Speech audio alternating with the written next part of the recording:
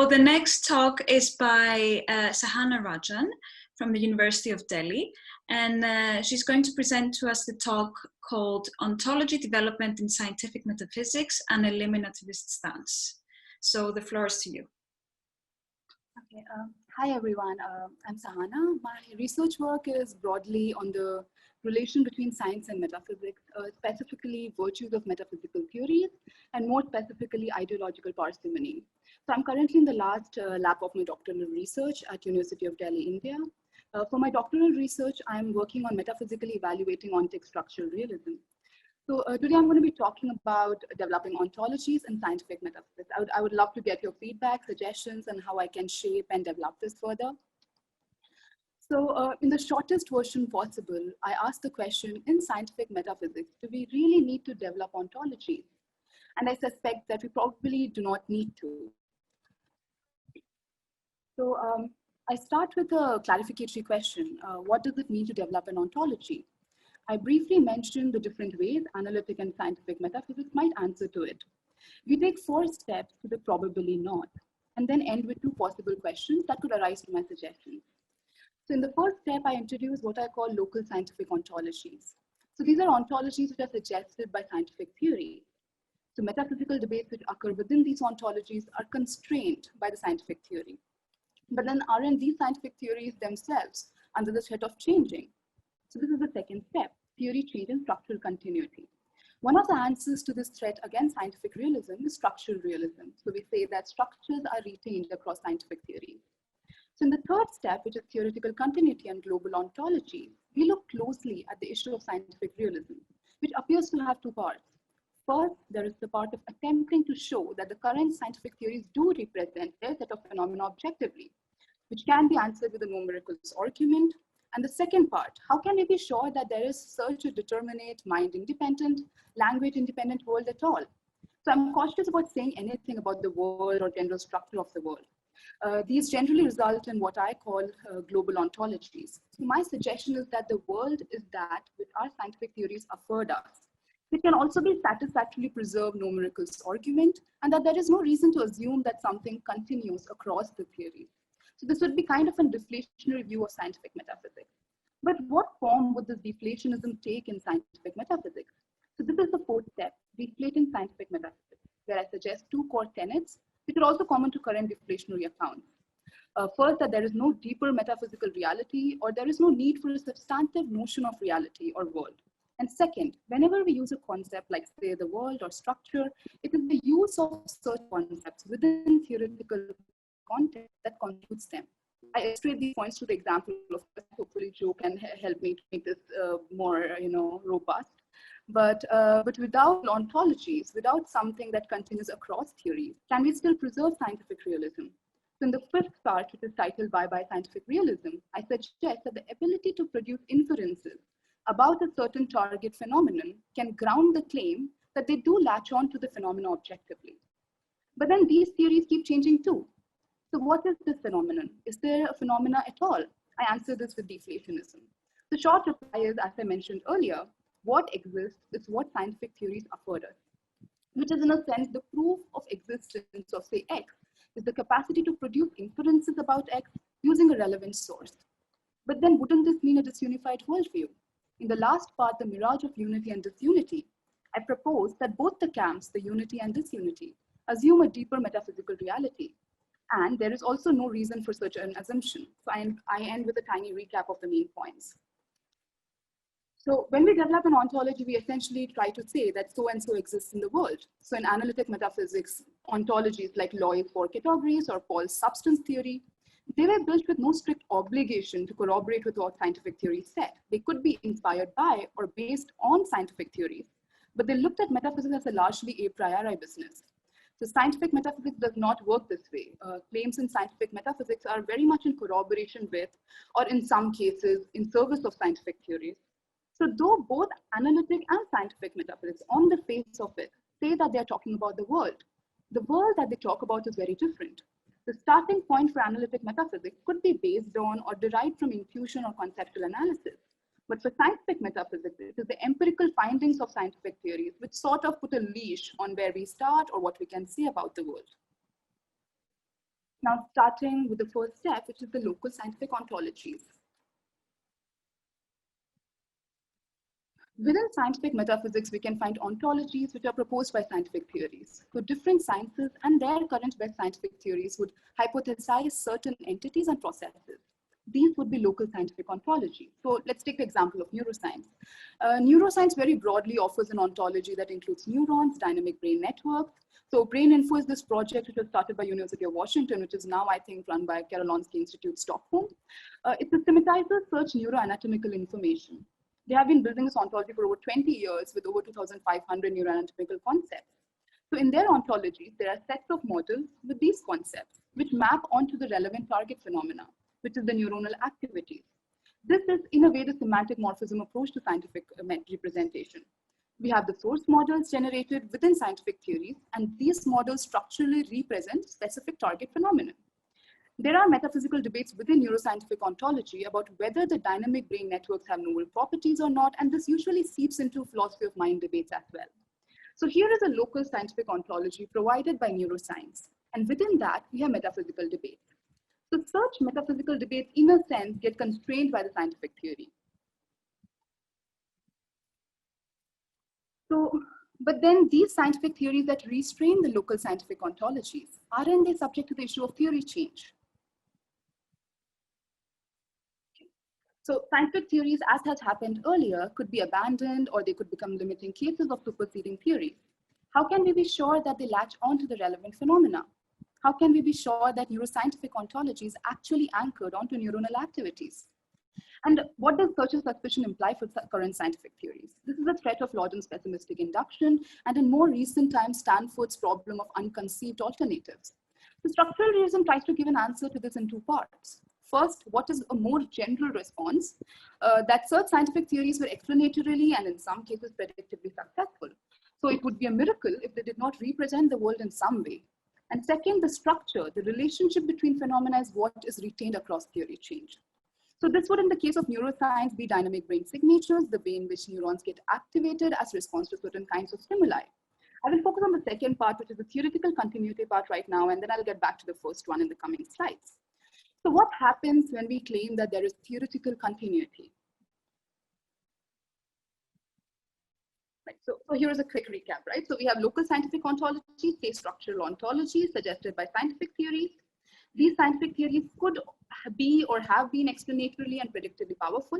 And then there are structures which are retained across these scientific theories, which justifies theoretical continuity. So what is the structure that continues? So the structure that continues across theories, say the objective modal structure of our world. This structure is retained across theory changes, and it is what constitutes a unified worldview. Lederman and Ross and others suggest information theoretic structural realism, ITSR, as an ontology of this unified worldview. They developed the Dennettian theory of real patterns. ITSR says in a very, very short and crude form, it is real patterns all the way down. This would be a global ontology. Global ontologies make existence claims of entities and processes about the world or reality as a whole. They assume a substantive notion of reality beyond specific set of phenomena, which is usually the target phenomenon for scientific theory. Now, in these global ontological claims, there is indeterminacy between the source model and target phenomena. If ITSR is the source model, what is the target phenomena? Is it each and every phenomena that different sciences model? But we already have right now special sciences which are coming up with their respective models. Is the target phenomenon of ITSR the mathematically specified future models that fundamental physics would generate for all kinds of phenomena? But then that would be generated within the context of scientific theories of fundamental physics. Even in its complete form, where fundamental physics would reductively or non-reductive model all phenomena, it would do this by measuring and representing specific entities and processes. The fundamentally physical source models represent specific target phenomena. So like if we assume that quantum field theory would be the complete future physics, the models of QFT would measure and represent quantum fields, waves, particles, and so on. This would be a local scientific ontology. So what is the purpose of a global ontology like ITSR then? So to this, I suggest a deflationary response. So what shape would deflationism take in scientific metaphysics? So I was thinking of what kind of example I could sort of talk about to talk about this. So I'm interested in looking at metaphysics of neuroscience, especially eliminative materialism, and thought I could take the example of neuroscience to talk about local global ontologies and deflationism. So we have the philosophical version of the problem, right? So we have the mind-body issue, which has taken many forms in current debates. One of the forms is the relation between mental states and brain states. So on one hand, we have neuroscientific theories, which suggest that there are brain states, there are neuronal activations, which form various dynamic brain networks. They're continuously interacting with each other, and we can, in many ways today, look at different ways in which we respond to our environment. So that basically our behavior, and say this behavior is constituted by these dynamic brain networks. And we can model these networks through information theory, its concepts. Now, information theory is also, of course, used for modeling a range of other target phenomena. So in case of neuroscience, one of the ways in which we use information theory is that we can make informational models of how neurons are interacting to form the dynamic brain networks. Now, within this context, we have the original target phenomena, neuronal activations or dynamic brain networks. And we have the source model, the information-based, theory-based models, right? So these representations occur within the neuroscientific theories, which suggest local scientific ontology and the concept of information, which are used for modeling such ontologies. Now, on the other hand, we have integrated information theory, which has already come up in our last talk. So this theory, which was introduced by Tony No and built by Christoph Hawk, talks about how a system is conscious if it possesses this property called phi. So phi is a measure of integrated information of a system. So Hawk has equated phi with synergy, which is the degree to which a system can be considered to be more than the sum of its parts. So phi could be also a property of non-biological entity. So controversially, following this account, some have said that even a proton could possess phi, since we could talk of a proton as emerging from interaction of quarks. This also opens doors to panpsychism, which has sort of made a roar in philosophy of mind debates over the last decade. Now here, the target phenomenon is consciousness. Now, IIT gives 5 axioms to say what consciousness is. I'm only going to mention one of them, which is the central one, which is the axiom of existence, which says that consciousness is real and undeniable. Also, that a subject's consciousness has this reality intrinsically. So the other ones are those axiom of composition, information, integration, and exclusion. So the target phenomenon of consciousness in IIT is a phenomenological notion of consciousness, a postulate about the intrinsic nature of experience itself. Now, leaving apart the whole issue of what experience is, IIT removes consciousness from the context in which we usually apply information to talk about mental states, which is the neuroscientific context. And it applies it to talk about a much general idea of consciousness in terms of integrated information. Now, this is similar to how ITSR removes the notion of existence, the all there is, all the way down, from within the context of specific scientific theory to talk about a general notion of existence itself in terms of real patterns. So there is the local scientific ontology of neuroscience and the local scientific ontology of fundamental physics or any other scientific theory, and the metaphysical debates which occur within them about using information, modeling, and implications. And then there is the use of a concept, which was the target phenomena within such scientific theories like consciousness and existence, and used beyond this context. So to build a local, global ontology like IIT or ITSR, now, if there were a regulation, now who listens to such a regulation, who doesn't is of course a different matter. But given that we are committed to a metaphysics of a particular kind, if we did opt for a deflationary approach, concepts would be at some level barred from leaving the premises of scientific theory, so to say.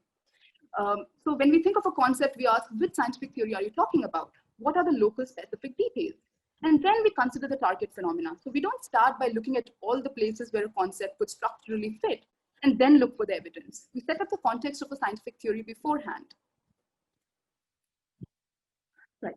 So there are many forms that deflationary approaches to scientific realism have taken currently. So without going into all of them or going into too many details, we have Hughes' denotation, demonstration, interpretation model. We have Mauricio Suarez's inferential conception that emphasizes representational force and inferential capacity of source model.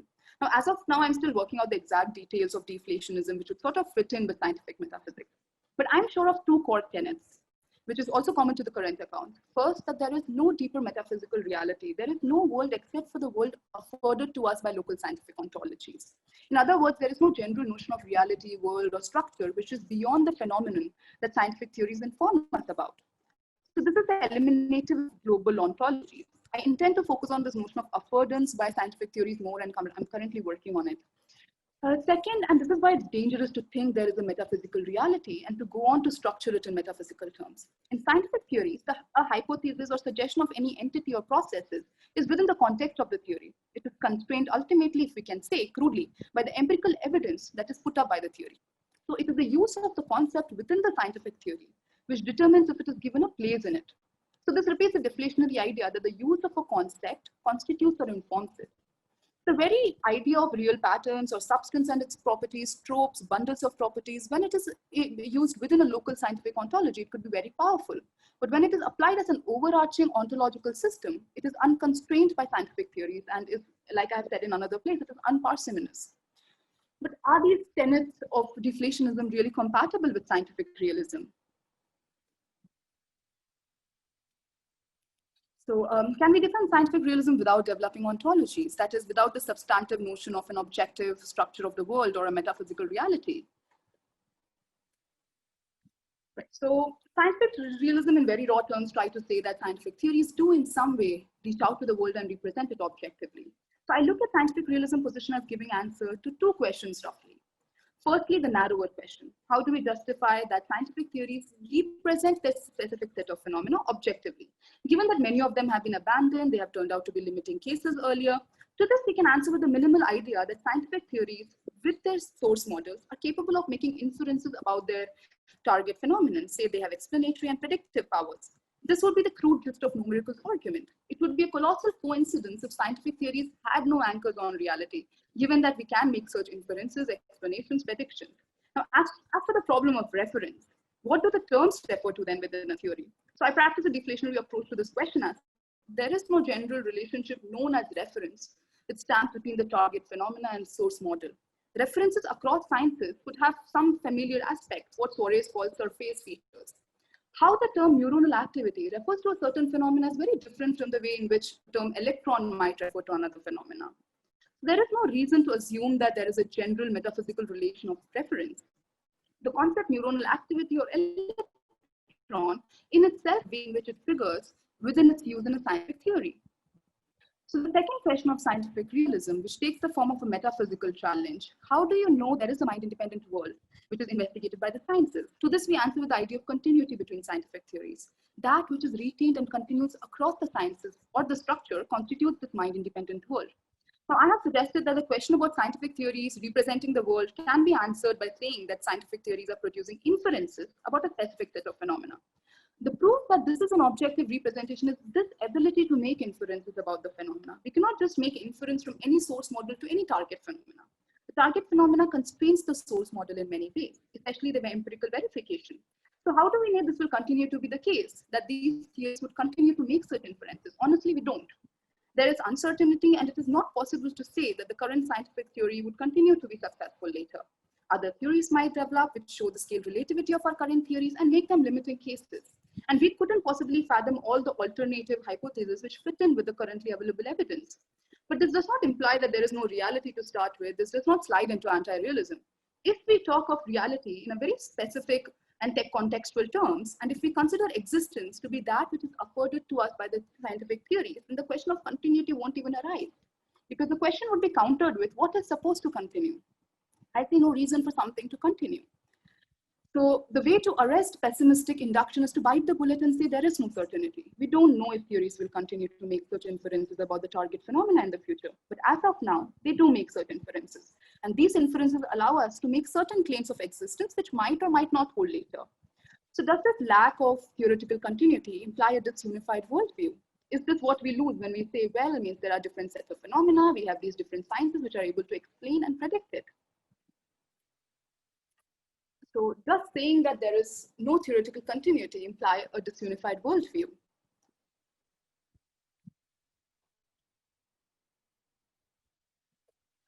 So if there are simply local ontologies, then is this world a broken place? Is this an affirmation for disunified worldview?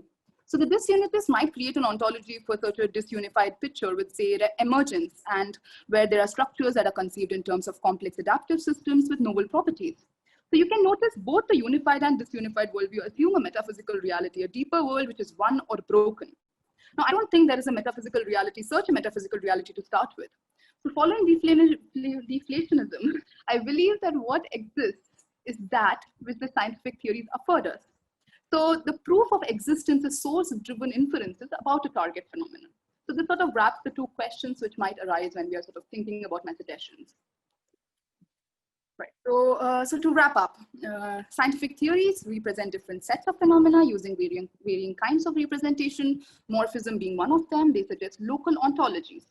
Certain metaphysical questions could arise within these ontologies that can be answered within the context of the theory itself. Even a fully reductive fundamental physics would be such a local scientific ontology. However, assumption of a deeper metaphysical reality or structure of the world often triggers global ontologies like integrated information theory or information theoretic structural realism, which makes existential claims not about a specific set of phenomena, but about the structure of consciousness itself or the world itself. Such global ontologies are not constrained by specific scientific theories. I suggest the elimination of such global ontologies in the form of ontology eliminativism, which could sort of gatekeep this kind of speculative exercise that might happen within scientific metaphysics. So that's the end of my presentation. So thank you so much.